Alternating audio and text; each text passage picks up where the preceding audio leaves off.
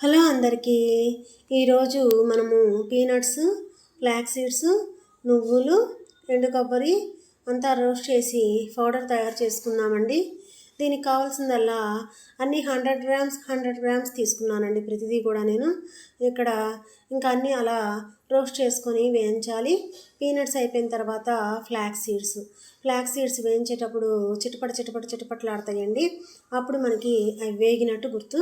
అలాగే నువ్వులు కూడా అలానే ఉంటాయండి. ఫ్లాక్స్ సీడ్స్ మహాత్మా గాంధీ గారు రోజుకి పొద్దున ఒక స్పూను, సాయంత్రం ఒక స్పూను తీసుకోమన్నారండి. ఇవి ఎంత ఆరోగ్య ప్రయోజనాలను ఇస్తే మహాత్మా గాంధీ మనందరినీ తీసుకోమంటారు కదా. కాబట్టి అందరూ తీసుకోండి, ఆరోగ్యంగా ఉండండి. అలాగే నువ్వులండి, వీటి ఆరోగ్య ప్రయోజనాల గురించి మీకు ముందస్తు వీడియోల్లో నేను చెప్పి ఉన్నాను. ఇంకా పోతే నువ్వులు అల్జీమర్స్ వ్యాధిని తగ్గిస్తాయండి. అల్జీమర్స్ అంటే మతి మరుపు అండి. ముసలితనంలో మనం ప్రతి విషయాన్ని మర్చిపోతూ ఉంటారంటండి వాళ్ళు. ఇంకా అటువంటప్పుడు ఈ నువ్వులు ప్రతిరోజు తినటం వల్ల అల్జీమర్స్ వ్యాధి నుంచి మనం తప్పించుకోవచ్చండి. మనం ట్యాబ్లెట్ ఎంత వేసుకుంటున్నామండి. ఇవి మనం కూరల్లో వేసుకోవచ్చు. బెండకాయ కూర, దొండకాయ కూర, క్యాబేజీ కూర, చాలా రకాల కూర, టమాటా, దోసకాయ తప్ప అన్ని కూరల్లో వేసుకుంటే చాలా టేస్టీగా ఉందండి. నేను క్యారెట్ కూర, బీట్రూట్ కూర అన్నిట్లో వేసుకోవచ్చండి. అలాగే అన్ని ఫ్రై, ఆలూ ఫ్రై, బెండి ఫ్రై, దొండకాయ ఫ్రై, అన్ని ఫ్రైల్లో కూడా వేసుకోవచ్చండి. ఇది ఇంకా రోటి చట్నీల్లో కూడా వేసుకోవచ్చండి. ఓన్లీ టమాటా పప్పు, పచ్చలకూర పప్పు, దోసకాయ పప్పు వాటిల్లో తప్ప ఫ్రైలో వేసుకోవచ్చు, రెసిపీలో వేసుకోవచ్చు, రోటి చట్నీలో వేసుకోవచ్చు. మనకి ఆయిల్ ఎక్కువైనా, ఉప్పు ఎక్కువైనా, కారం ఎక్కువైనా, ఉప్పు కారము ఈ పౌడర్ వేయంగానే లెవెల్కి వచ్చేస్తాయండి. అలాగే ఆయిల్ ఎక్కువైనా కూడా ఈ ఫ్లాక్స్ సీడ్స్, పీనట్స్ ఆయిల్ గుంజేసుకుంటుందండి. అందువల్ల ఆ పౌడర్ వేయండి. ఫ్రైగా పొడిగా ఉంటుందండి రెసిపీ వచ్చి ఏదైనా సరే. కాబట్టి దానికి తోడు ఎండు కొబ్బరిని కూడా జోడించండి.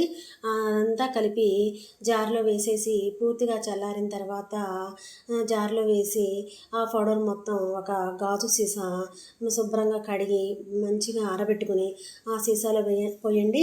రోజు 2 months దాకా నిల్వ ఉంటుందండి ఆ పౌడరు.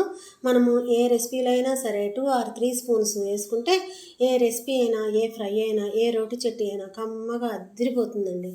నాకు ఇది చూపించమని కామెంట్ బాక్స్లో అడిగారండి. 2-3 అడిగారు, అక్క మాకు చూపించు అని. అందుకే నేను ఇది చూపిస్తున్నాను. మీరు కూడా తయారు చేసుకుని మాకు ఎలా ఉందో కామెంట్ బాక్స్లో తెలియచేయండి. ఇంకా మీరు సబ్స్క్రైబ్ చేసుకున్నారా? మీకు ఈ వీడియో నచ్చిందా? అయితే వెంటనే సబ్స్క్రైబ్ చేసుకోండి మరి. ఇంకా ఆ తర్వాత వచ్చి నెక్స్ట్ రెసిపీ క్యాబేజీ రెసిపీ అండి. లెట్స్ స్టార్ట్ అండి.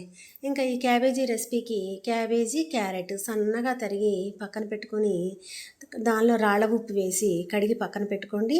తర్వాత కుక్కర్లో పెట్టి 4-5 విజిల్స్ రానివ్వండి. మా కుక్కర్లో అయితే 4-5 విజిల్స్, మీ కుక్కర్లో అయితే 2 విజిల్స్కే ఉడికిపోయింది అనుకోండి. మీ కుక్కర్ని బట్టి, ఎవరి కుక్కర్ని బట్టి వాళ్ళు ఉపయోగించుకోండి. ఇంకా ఇలా పోసిన తర్వాత జాలిలో పోసేయండి. పోసిన తర్వాత నీళ్ళన్నీ ఉడిగిలిపోతాయి.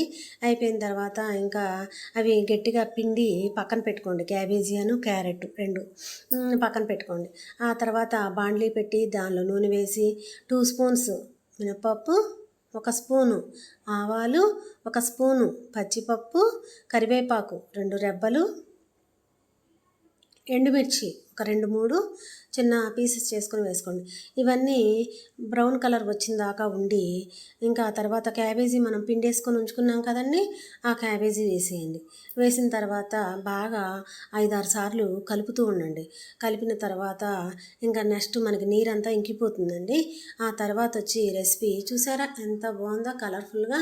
క్యారెట్ ఎర్రగా కనపడుతుంది, క్యాబేజీ తెల్లగా కనపడుతుంది, అక్కడక్కడ ఎండుమిర్చి, మినపప్పు, ఆవాలు, కరివేపాకు ఫుల్ కలర్ఫుల్గా కనపడుతుందండి రెసిపీ అయితే. ఇంకా తర్వాత వచ్చి మనం ఇందాక పౌడర్ తయారు చేసి ఉంచుకున్నాం కదండి, ఆ పౌడరు ప్లస్ కారం వేసేయండి. నేనైతే ఇక్కడ 3 స్పూన్స్ తీసుకున్నానండి. చిన్న స్పూన్ అది 3 స్పూన్స్ తీసుకున్నాను. రెసిపీ వచ్చి దాదాపు 1/2 kg పైనే ఉందండి క్యాబేజీ. ఇంకా అలా పౌడర్ వేసేసుకున్నాను. ఈ రెసిపీ వచ్చి చపాతీలోకి, పూరీలోకి, లంచ్ బాక్స్లోకి అన్నిట్లోకి ఉపయోగపడుతుందండి క్యాబేజీ రెసిపీ.